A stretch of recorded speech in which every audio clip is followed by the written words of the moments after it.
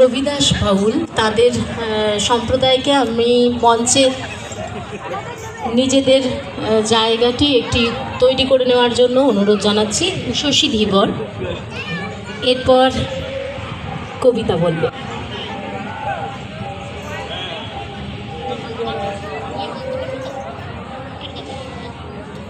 নমস্কার, আমার নাম শশী ধীবর। আমি পাঠ করে শোনানোর জন্য আছি বীরপুরুষ।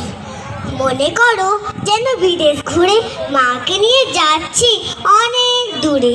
তুমি যাচ্ছ পালকিতে মাচুরে, দরজা দুটো একটুকু ফাঁক করে। আমি যাচ্ছি রাঙা ঘোড়ার পরে, টকবকিয়ে তোমার পাশে পাশে। রাস্তা থেকে ঘোড়ার খুঁড়ে খুঁড়ে রাঙা ধুলোয় মেয়ে গড়িয়ে আসে। সন্ধে হলো, সূর্য নামে পাটে, এলেম যেন চড়া দিঘির মাঠে। ধু ধু করে যেদিক পানে চায়, কোনো ঘরে জনমানব নাই। তুমি যেন আপন মনে তাই ভয় পেয়েছ। ভাবছো এলেম কোথা? আমি বলছি আমি আছি, ভয় কেন মা করো? হাতে লাঠি, মাথায় ছাঁকড়া চুল, কানে তাদের গোঁজা জবার ফুল। আমি বলি দাঁড়া খবরদার, একবার কাছে আছিস যদি আর, এই যে দেখ আমার তরোয়ার, টুকরো করে দেব তোদের ছেড়ে। শুনে তারা লম্ব দিয়ে উঠে চেঁচিয়ে উঠলো, হা রে রে রে রে। তুমি বললে যাস রে খোকাও রে। আমি বলি দেখো না চুপ করে। ছুটিয়ে ঘোড়া গেলিম তাদের মাঝে, ঢাল তলোয়ার ঝনঝনিয়ে বাজে। কি ভয়ানক লড়াই হলো মাঝে, শুনে তোমার গায়ে দেবী কাঁটা।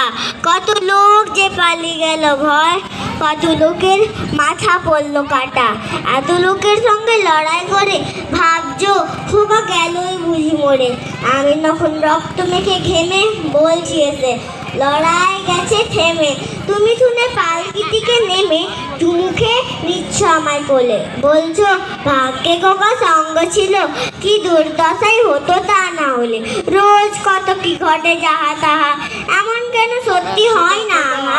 ঠিক যেন গল্প হতো সবে, শুনতো যারা অবাক হতো সবে। দাদা বলতো কেমন করে হবে, খোকার গায়ে এত কি জোর আছে? পাড়ার লোকে সবাই বলতো শুনে, ভাগ্যে খোকা ছিল মায়ের কাছে। নমস্কার।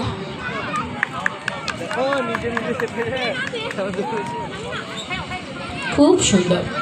এরপর রবিদাস বাউল আপনাদের সকলকে মঞ্চে আসার অনুরোধ জানাচ্ছি। নীলাঞ্জনা সাহা সেও এখন একটা ছড়া বলবে, আর আপনারা দয়া করে একটুখানি যন্ত্রগুলো প্রস্তুত করে নিন।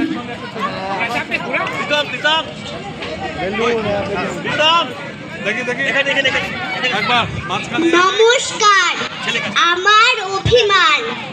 মাগো এ কেমন স্বাধীনতা, নির্বোধ দেখতে সবাই তখন